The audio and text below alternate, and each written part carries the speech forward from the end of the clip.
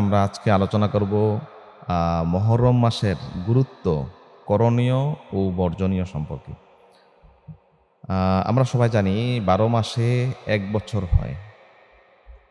এই যে ১২ মাসে ১ বছর হয়, এই গণনা শুরু হলো কবে থেকে? আ সূরা তাওবার ৩৬ নম্বর আয়াতে মহান আল্লাহ রাব্বুল আলামিন ইরশাদ করেন, ইন্না ইদ্দাতাশ শুহুরি ইনদাল্লাহি ১২ শাহরান ফি কিতাবিল্লাহি ইয়াওমা খালাকাস সামাওয়াতি ওয়াল আরদা মিনহা আরবাআতুন হুরুম যালিকাদ দীনুল কাইয়্যিম।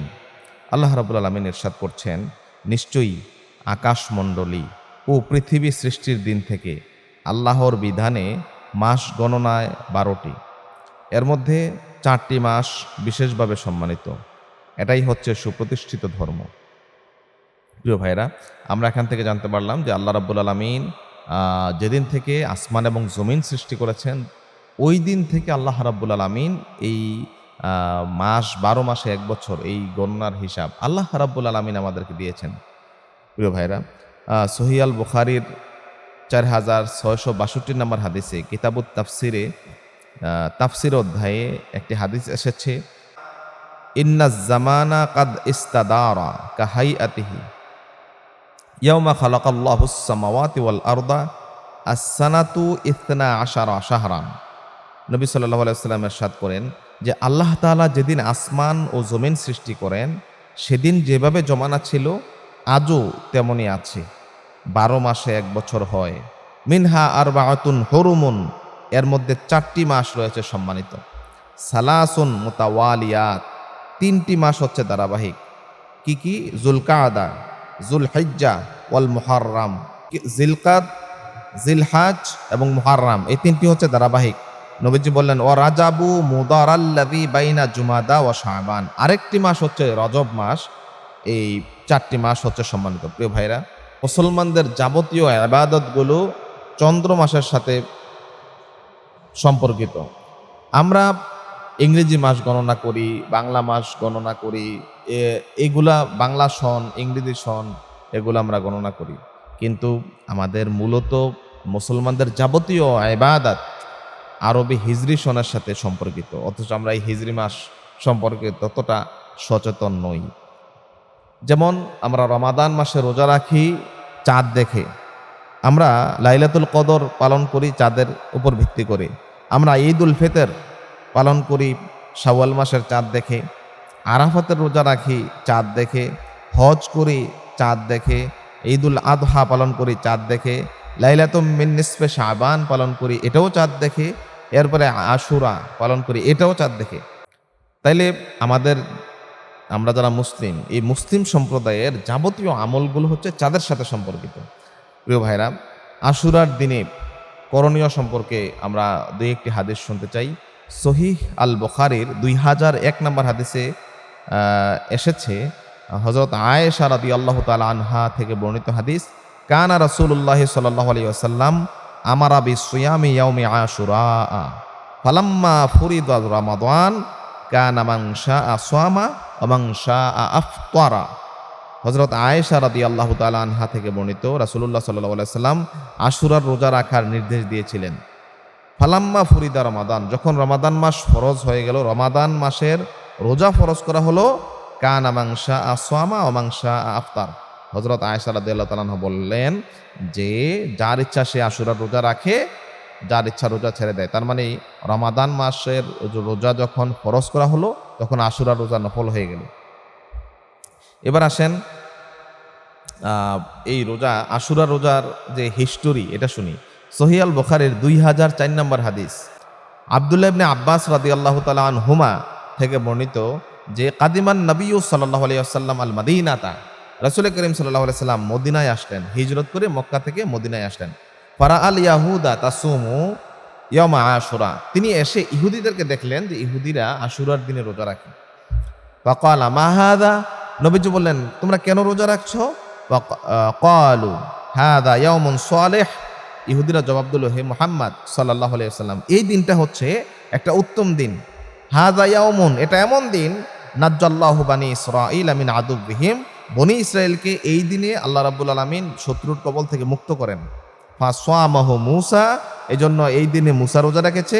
ফাকালা ফাআনা হাক্কু বিমূসা মিনকুম। এবার রাসূল করিম সাল্লাল্লাহু আলাইহি ওয়াসাল্লাম ইহুদীদের এই জবাব শুনে নবীজি বললেন যে তোমাদের চাইতে আমি মূসার বেশি হকদার, বেশি কাছাকাছি। মূসাও নবী, আমিও নবী, আমি বেশি হকদার। ফাসামাহু, নবীজি এই আশুরার দিনে রোজা রাখলেন।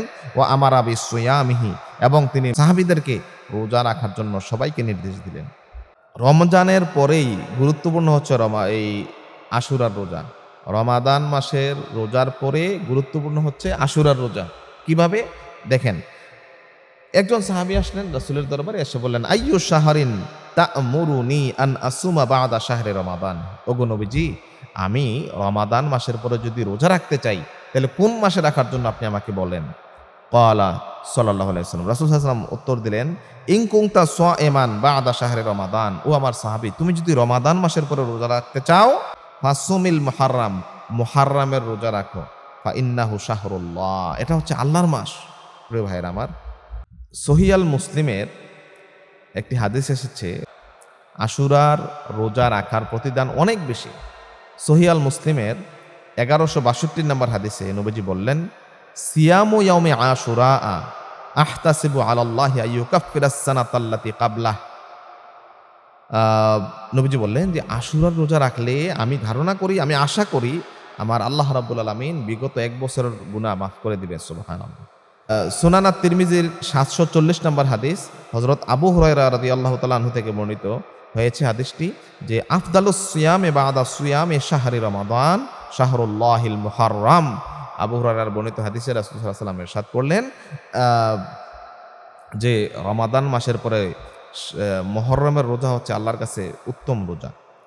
প্রিয় ভাইরা, আমরা একটু আগে হাদিস শুনেছিলাম, রাসূল সাল্লাল্লাহু আলাইহি ওয়াসাল্লাম আশুরার রোজা রেখেছিলেন এবং রাসূল করিম সাল্লাল্লাহু আলাইহি ওয়াসাল্লাম বলেছিলেন যে যদি আমি আগামী বছর বেঁচে থাকি তাহলে আমি 2টা রোজা রাখবো। কিন্তু রাসূল সাল্লাল্লাহু আলাইহি ওয়াসাল্লামের হায়াতের জিন্দেগি শেষ হয়ে যাওয়ার কারণে রাসূল করিম সাল্লাল্লাহু আলাইহি ওয়াসাল্লাম এই রোজাটা রাখতে পারেননি। প্রিয় মুসলিম ভাইরা, আমরা এই আলোচনা থেকে যে কথাগুলো শুনলাম, যে আমরা রোজা রাখবো, শুকরিয়া আদায় করব, এরপরে নফল ইবাদত করব, তাওবা ইস্তেগফার করব, আল্লাহ রাব্বুল আলামিনের কাছে আমাদের যাবতীয় আমলগুলো কবুল হওয়ার জন্য আমরা কায়মানুবাক্যে দোয়া করব। আমাদের এই আশুরার দিনে আমরা আল্লাহ রাব্বুল আলামিনের ইবাদতে আমরা মনোনিবেশ করব।